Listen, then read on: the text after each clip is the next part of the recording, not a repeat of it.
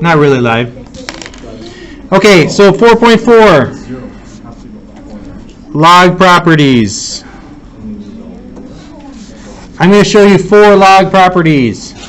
If you have, first log property, if I have the log of 8 base 2. Log of 8 base 2. We can change that to be the log of 8 divided by the log of 2. That's a thing. What does that mean? What's the log? What's the point? Or you could have done natural log of 8 divided by the natural log of 2. Or we could do the log base 3 of 2. So basically, it does not matter what your base is, as long as the top and bottom, oh that's a heart, base are the same, then all of those are equal to the log of 8 base 2. So if you want to figure this out on our calculator, most of them do not have a base of 2. So you can type in log of 8 divided by the log of 2. It's not the log of 4. Looks like it should be. Anybody do it? What's the log of 8 divided by the log of 2? Addie's seen 3. Either that or she's doing water in sign language. Did you know that's water? You make your fingers like that and you go up to your mouth like that. Because it's a W, water. So that's what you do to kids that can't talk. Like this is more. Did you know this? Do you know any babies that have sign language? No sign. Sorry, this is recording. I'll move on. Okay, that's our first log property. Our second log property. If I have the log, by the way, this could have been one where we didn't need our calculator. Remember, log of 8 base 2, you can set it equal to x. And how do we undo log base 2? This is on your quiz tomorrow. If it's fuzzy, you just got to pay attention. There. Yeah, exponentiate. I think that's the verb.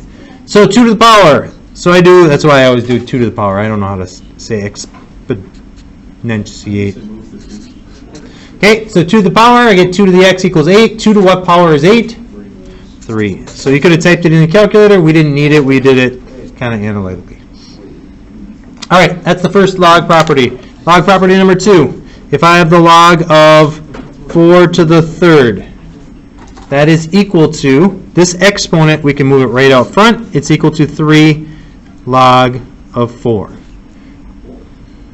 So if that's an exponent, you can move it out front. If it's out front, you can move it onto as an exponent. All of these properties apply. Doesn't matter if it's log, doesn't matter if it's natural log. All of the properties are the same, so it's y equals the natural log of x. Move that out front. If I have the natural log of the square root of x, square root of x is x to what power? Do we remember? Square root of x is x to what power? Say it louder, with confidence. 1/2, attaboy. Okay, so it's the natural log of x to the 1/2, and then we can move that out front. So it's 1/2 natural log of x. Okay, that is our second property. These properties will not go away if you move on to calculus. There were a couple of calc students that came into my first hour, not because they just love watching me teach, but they wanted to be freshened up on their log properties. Because we're using it in calc, we use them periodically all the time. Wait, periodically all the time. Sounds like an oxymoron. Jumbo shrimp. All right, number 3 property. If I have the log of x times y, that is equal to the log of x plus the log of y. So if we're multiplying, taking the log of 2 factors that are multiplying, then you can just separate them with addition. So if I have the natural log of 10, we can make that the natural log of 5 times 2. So naturally, it would be natural log of 5 plus natural log of 2. Are you with me? Okay, so it could have been log base 3 of all this stuff. All these properties are the same thing. Okay, that's our third property and our last one. If we're multiplying, then we add. I bet you could figure out what happens when you divide. Subtraction, yes. So that's the thing. So you have natural log of x minus natural log of y. That's our fourth property. Questions on those before we do something with them? All right, so a couple of question types that you'll see in your assignment. You'll see it in the test quizzes. What's the question? Yep. What are the names of all those properties? 1, 2, 3, 4. Okay. Yeah, right. I'm sure they have names. This is probably, well, this is the change of base property because you can change it to whatever base you want. That's the change of base one. This one, I would just call it the exponent one. I don't know exponent property. I don't know what it is. And I'd say probably product and quotient property. Yeah. Do we need to show us like explanation? No. No, you don't have to show you. If you can do it in your head, then you're good. All right, so you're going to be asked to condense something. So you'll have like, this is an example. If I have 2 log of x plus 4 logs of y. Okay, that's expanded. We're going to condense it by like taking the 2, moving it up, taking the 4, moving it up. So it's the log of x squared plus the log of y to the 4th. So then you can make it the log of x squared y to the 4th. That'd be your answer. You condensed it. Given this, you put it into one term like that. So, your turn to try one.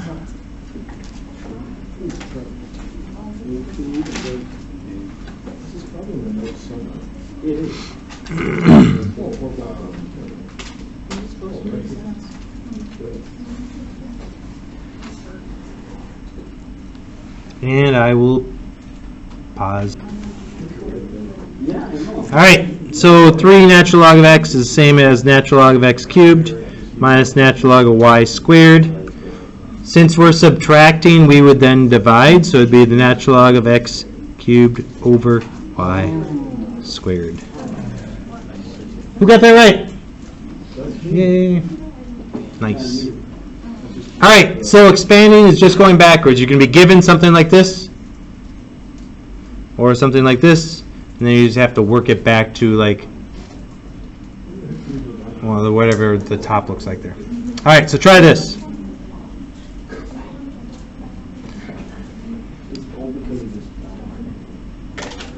It's stupid long. And naturally long. The moss.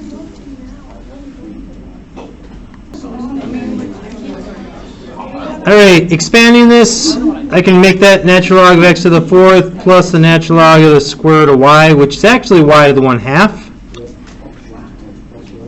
So I get 4 natural log of the x plus 1/2 natural log of y. Why is it 1/2? Square root. Because square root is the same as y to the 1/2. Why? It is. If you have like the cube root of x to the 4th, that's x to the 4/3. So I have the square root of x, that's a 1, that's a 2, so it's x to the 1 over 2. How did you suppose that happened? We learned that last night. No, we did not. Suppose your We didn't teacher. learn. Alright. One application of logarithms. The first semester? Second semester. That's what? You know what a Richter scale is? No. For earthquakes, yep. I'm sure you'll teach us. So if I wanted to figure out the magnitude, no future geologists in here? Has anyone been in an earthquake here? I haven't either. Where are a lot of earthquakes in the United States? California. Why? Continental plates are button heads. They call it the San Andreas Fault. Is that what's out in California? Didn't they make a movie about that? Wasn't The Rock in it? Yeah. San Andreas. All right, magnitude is equal to the log of the intensity of the earthquake divided by the zero level intensity. All right, so in 2011 in Oklahoma, there was an earthquake that measured, actually its intensity was 398,107 times I sub 0. It's kind of weird that they include an I sub 0 in the intensity. So if I want to know what it is on the Richter scale, it's M equals the log of that divided by I sub 0, so those cross off. So really all we have to do is find the log of 398,107, which is clear. I can do that in my head. Is 5.6. How do you do that in your head? I'm just that good. It's not written right there or anything.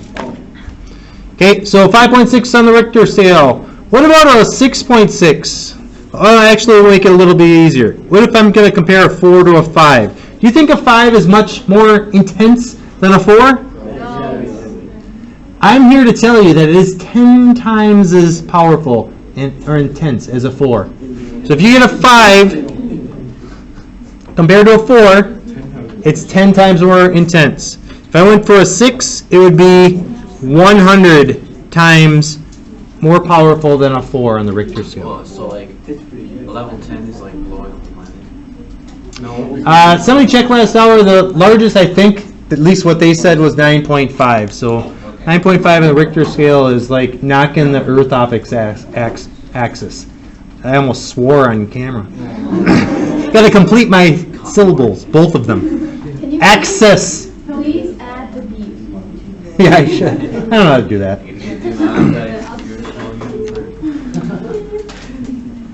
All right. I think that's all I'm going to talk about 4.4 today. You've been a great audience.